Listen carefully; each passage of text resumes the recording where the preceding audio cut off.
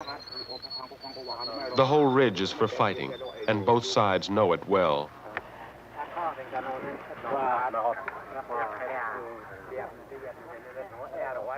Wayak relaxes, waiting for his comrades and the enemy to signal their readiness by drawing close enough to fire.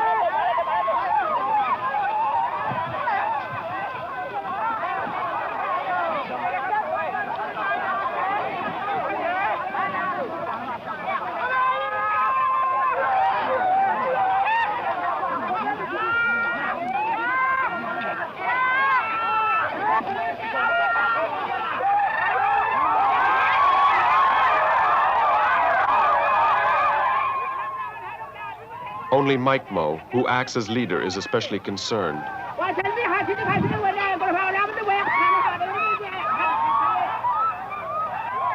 The enemy badly wants the death that will restore the balance which they lost almost 3 weeks before.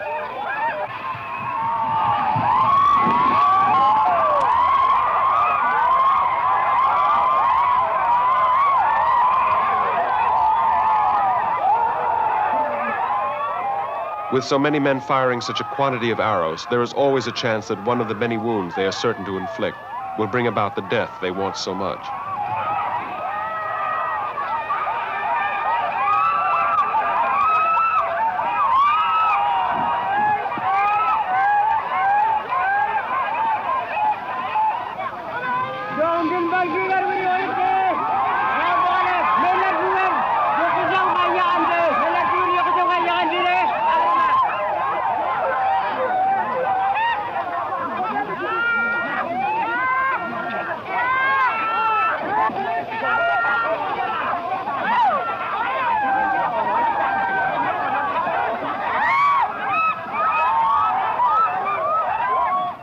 Finally, Mike Mo's urgings take effect, and his men withdraw.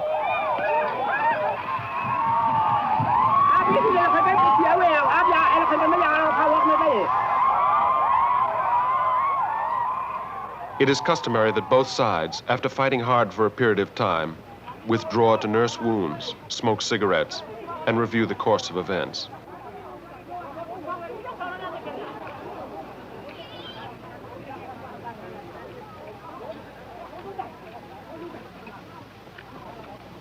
The arrows are not poisoned, but they are barbed and notched so as to break off on impact. One young warrior, pained but also pleased by his wound, was lucky that an older man has enough to hold as he works the arrow free. Wayak was worried that so many arrows had found their mark, but most of the others were merely stung into more aggressive action.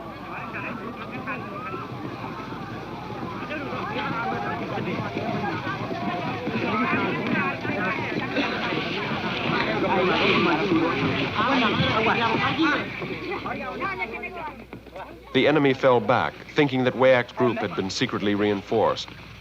Having retreated, there was nowhere for them to go except off the ridge and onto some flat land just in front of their little mountain. There, almost at their own frontier, they turned and resumed fighting.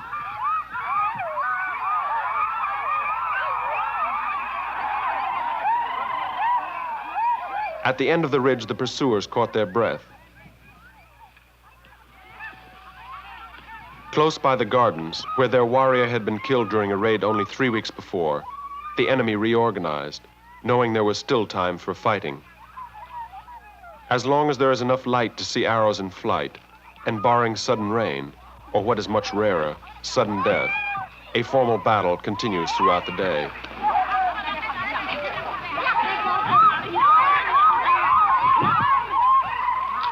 Wayak rests and lets the younger men exert themselves on the skirmish line.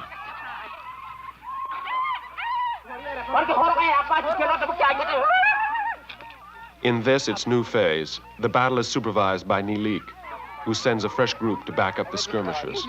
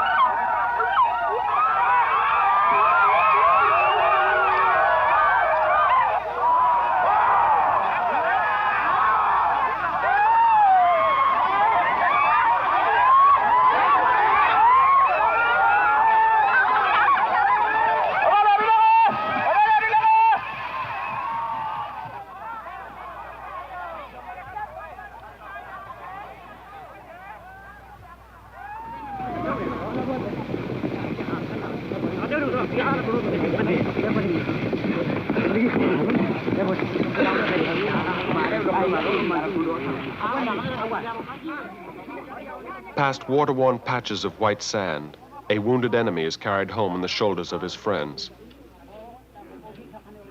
Nilik, not yet convinced the enemy was content to end the fighting, keeps a watchful eye, as do two young warriors who, a moment before, sought in vain to kill each other.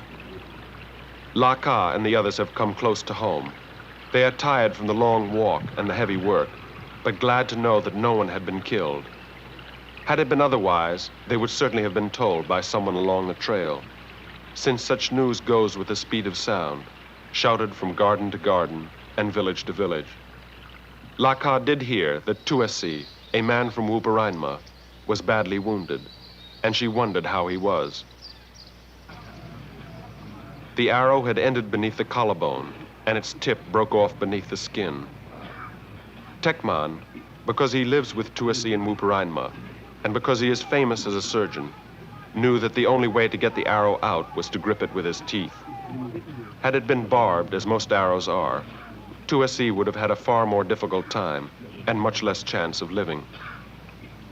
At the end of the ridge, the others hurl abusive jokes instead of spears. The enemy, for now, is forced to listen.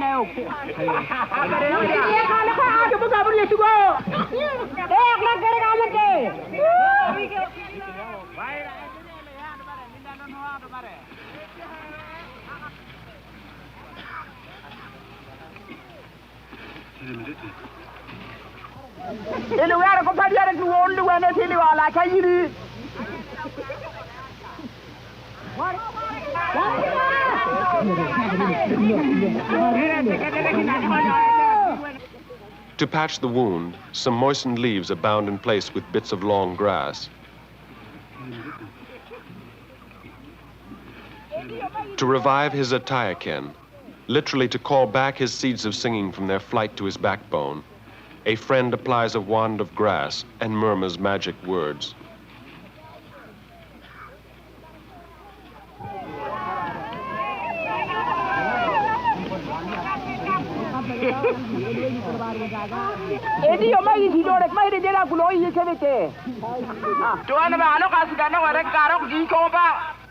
Tekman makes the last of 4 punctures in the belly's wall to let out the blood turned dark by the enemy's arrow.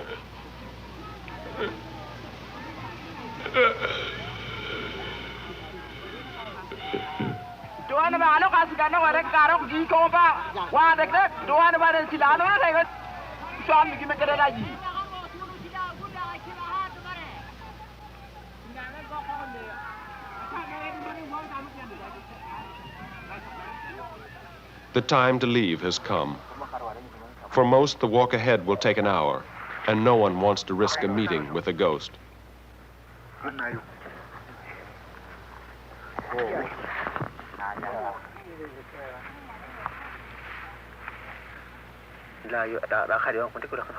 Tuasi will not have to walk, but he must be covered to protect him from the gaze of ghosts, which wounded men are careful to avoid.